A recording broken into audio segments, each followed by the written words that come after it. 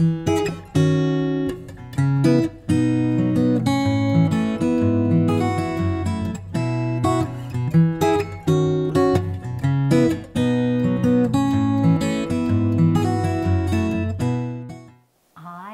got advance copies. And this is yours? Oh, for my soup sister, my favorite companion behind the stove and in life itself, with love and gratitude for all the spice you've brought into our culinary lives. Oh. And of course, Yes. we have to let everybody know that who is this book dedicated to? For my soup sister, Julie Fisher Burford. So, do I need to introduce you? This is my... I think we just did. I think we just did. How long have we been making soup together? More than 10 years. More than 10 years, right? Yeah. How many pots of magic, how many gallons of magic mineral broth have you made? Oh, I have no idea. Thousands. How many pots of soups have we made together? Hundreds. Hundreds. Easily. Hundreds. Easily. Have I ever made a soup without bringing it to you to taste? No. Yeah. No, you wouldn't. Okay.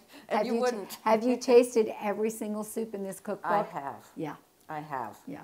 Some of which were made by my granddaughter with you. I know. And that makes this special in a very unique way. And it's so funny that you would land on this page, right? Indeed. Julie's Hungarian sweet and sour cabbage soup, which I totally ripped off.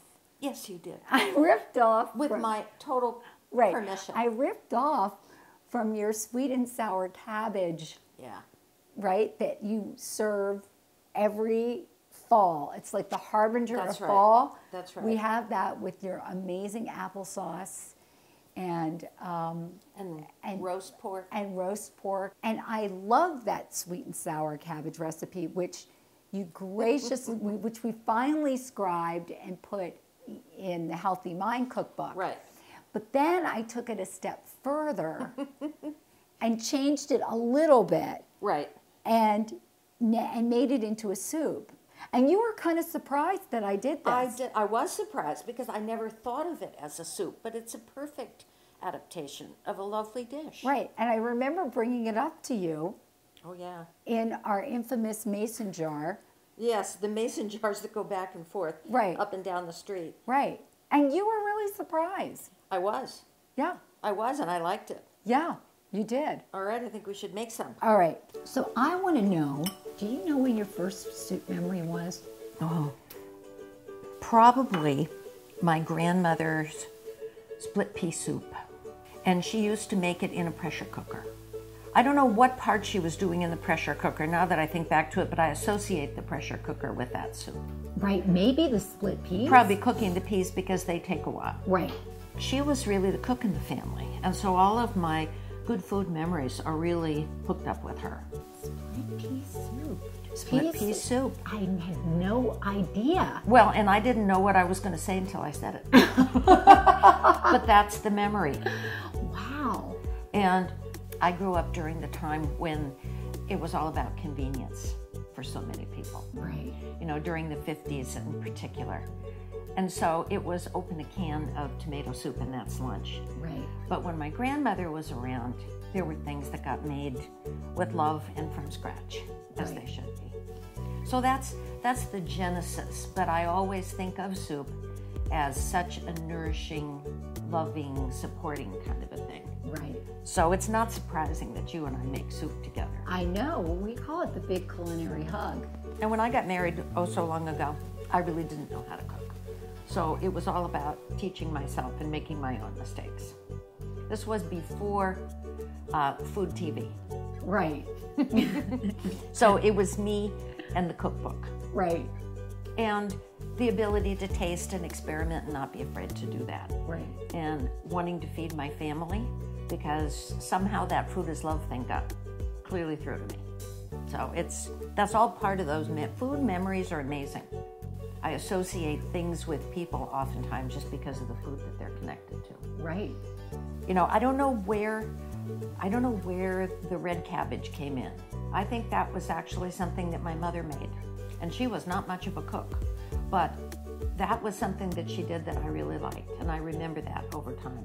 And she's the one who taught me the combination of roast pork, roasted potatoes, red cabbage, sweet and sour red cabbage, that they just all go together, and they're all about the change in the seasons and the weather getting cool and crisp. Right. So the other question I have is, okay, so you started with the vegetable soup, but then how did you build your soup repertoire over time?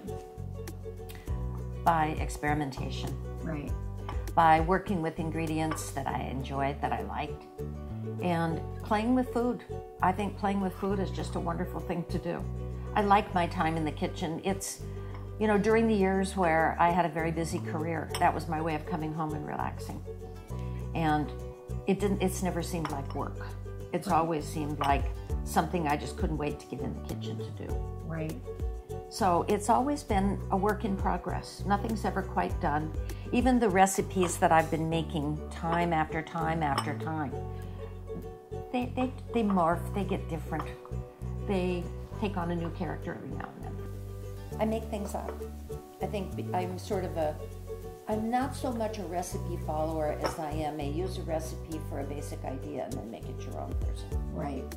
Although you do sort of have a rule, which is the first time you make a recipe, I follow it exactly. You follow it exactly. Exactly, because then you know that it works. Right. So it's a question of being certain. Right. And then once you're certain that that works, then you can riff on it. That's right. Which is what we do. Which is what we do all the time. Because we have a very hard time following the recipe. Yeah, we do. So, you know, don't you find like that soup is an invitation for creativity? I do. I really do. The recipe is a starting point and an opportunity for you to simply take it to your own place, do your own thing with it. It's so forgiving. It is. Unlike baking. Unlike baking.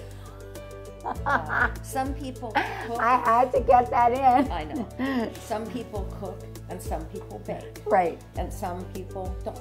Right. And I don't. You don't bake. I don't bake. I do cook. I do cook, but you do both. I do both. But there again, my grandmother comes in because she was an incredible baker. Yeah. And I remember some of my strongest childhood memories are of her rolling out pastry for pies. And so it's not surprising that one of my favorite things to do is to make pies. Right. Well, soup and pie go really well together. Well, they're comfort food, and yet they're really just delicious. No question about it.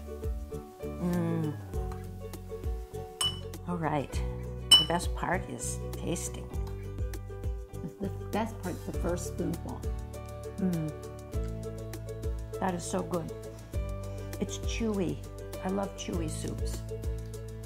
Texture is a part of the soup experience, I think. It has to be as wonderful as smooth, silky soups are sometimes when you're in the mood for that. This is really my favorite, with lots of good texture. Well, you know, I'm with you.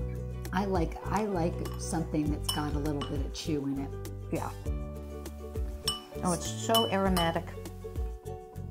In just a little different way, I think, because of the apple cider vinegar. It's that balance that you can sense, but also the aroma comes, I think, from that particular ingredient. That's great. But sweetened, you know, with just that touch of the drape of mape. The all-important drape of mape. The magic elixir. Hey, beautiful.